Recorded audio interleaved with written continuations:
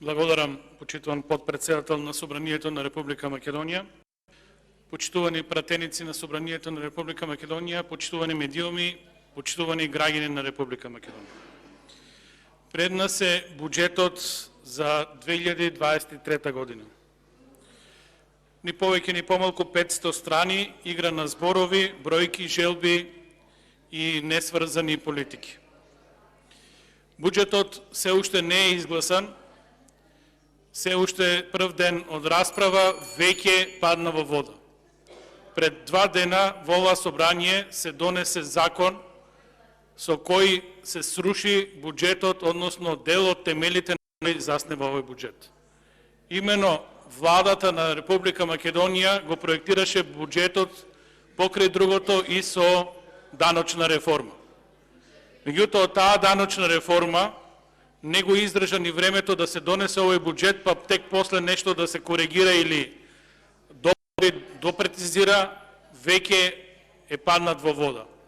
Тоа значи дека самата проекција на буџетот е неоснована и едноставно е само памфлет кој нема никаква вредност.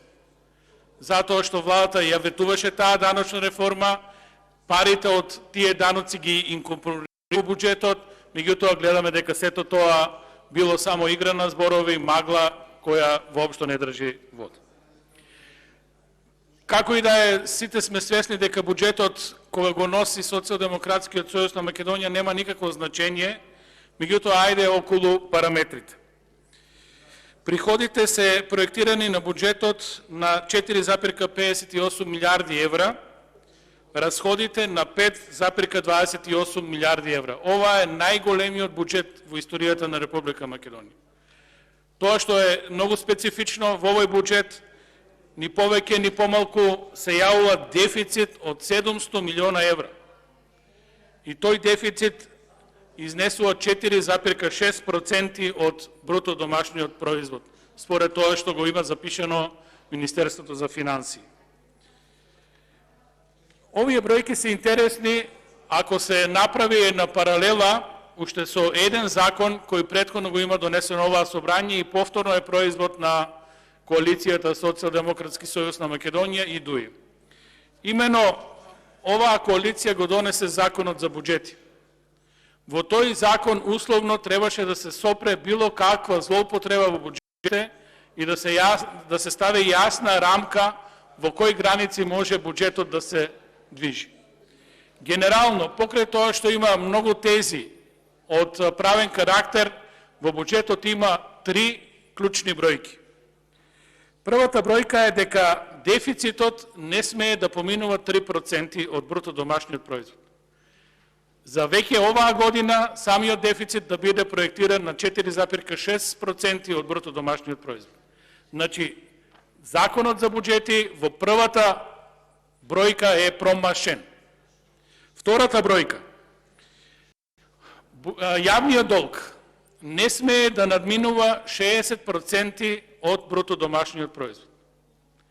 И повторно, овој буџет, проекцијата е 64,6%, за денес да слушнеме од министерот нова бројка 66%. Не знам дали е проблем со преводот или уште една несериозна фалинка на овој буџет. Значи, носиме буџет кој е во спротивност со законот за буџети, буџет кој ќе тежи многу повеќе од тоа што сме го зацртале како собрание, да биде плафон, односно нешто што не треба така лесно да се минува, а се минува во првата година. И третиот параметар, третата бројка која фигурира во законот за буџети, тоа е долгот кој не е гарантиран, односно гарантираниот долг на јавните предпријатија од страна на владата да не мине 15%, и тука сме на граница. Во моментот, последни бројки што можев да ги проверам, овој долг за кој гарантира државата изнесуваше 14%. Во моментот не можете да проверите ниту една бројка од сајтот на Министерство за финансии, што е уште еден памфлет за транспарентноста на оваа влада и посебно на Министерството за финансии. Во очи на носење на буџетот, ниту една бројка на сајтот на Министерство за финансии не може да се провери и сосема јасна тенденцијата. да не ги видиме последните бројки од третиот квартал, кои се уште попоразителни или уште евентуално некоја бројка. Значи, нити го запазивте законот за буџети. Првата година го суспендирате. Нити ја запазивте проекцијата на буџетот.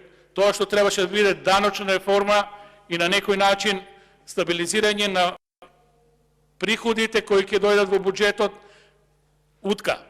И таму имаме делумно шаренило. Нешто прифаќате, нешто не прифаќате, меѓутоа јасна е политичката конотација на вашето владење, односно што добивате, што губите.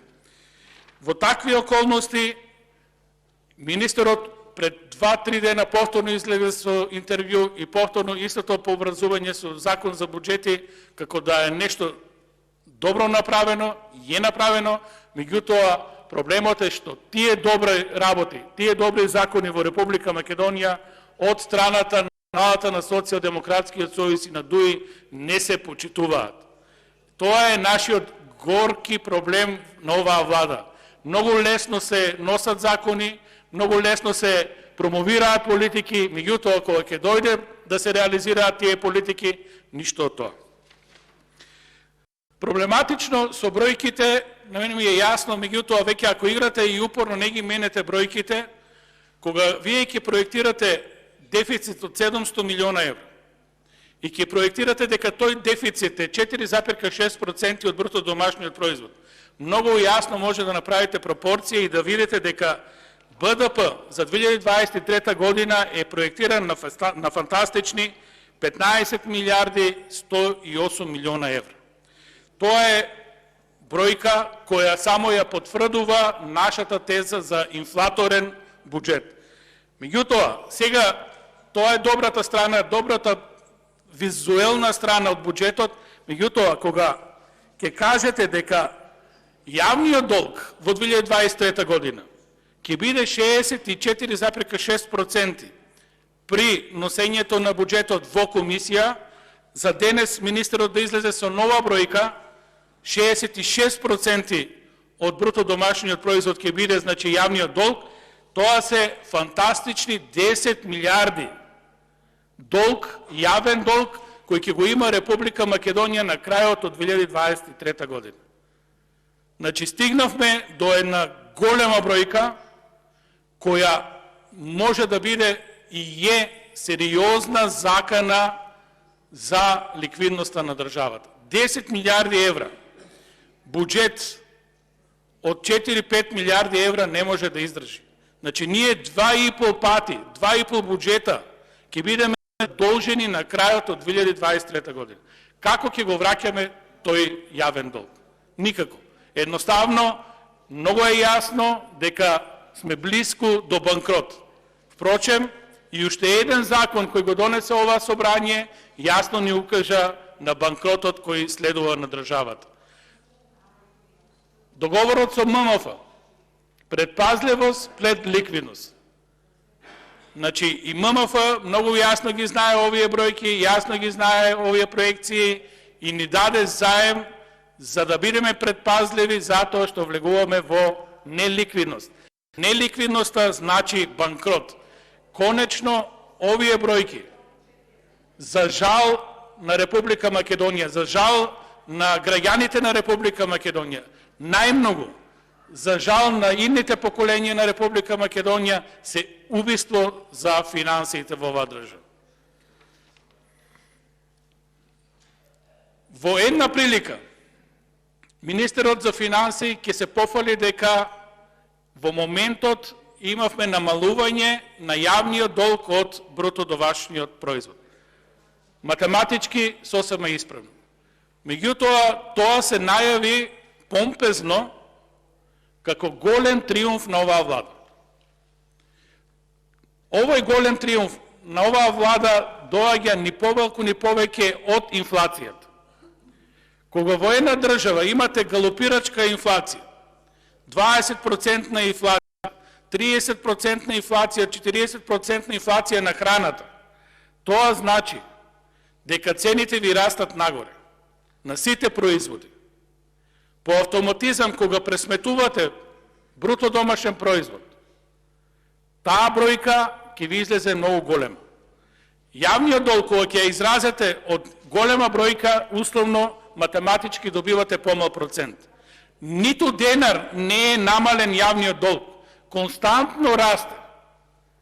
Оваа година ќе расте со екстра забрзано темпо, затоа што проекциите тоа го кажуваат, ќе стигнеме до 10 милиарди долженост, односно јавен долг. И да се пофалите со ваква монетарна и фискална политика, тоа е загрижувачко. Не ги спорам бројките, бројките се тие, барем тие што ги добиваме од финансии и од статистика. Меѓутоа, да се пофалете со инфлација, тоа е во најмала рака несериозно. Зашто?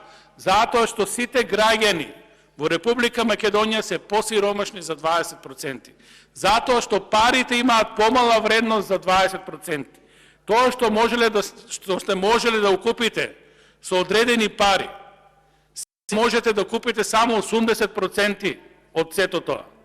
Значи, намалена е куповната мок, намалена е моќта на граѓаните да функционираат, да живеат. Немаме развој. Тие големи 20% нити ги покриват пензиите, нити платата, нити минималната и средната плата. Ние секојдневно тониме во сиромаштија. Посебен проблем представува проблемот со сиромашните. Затоа што кога ќе ја погледнете потрошувачката кошничка, огромен дел во неа се продуктите за храна и тековно живење. Тие производи се 30-40% зголемени. Тоа значи дека 60-70% од платите, некаде и 100% кај социјалните категории, каде што одат за храна, тие луѓе имаат 30-40% поскапи производи. Тоа е резултат на политиката која водиме во моментот, односно ја води Социјалдемократскиот сојуз на Македонија.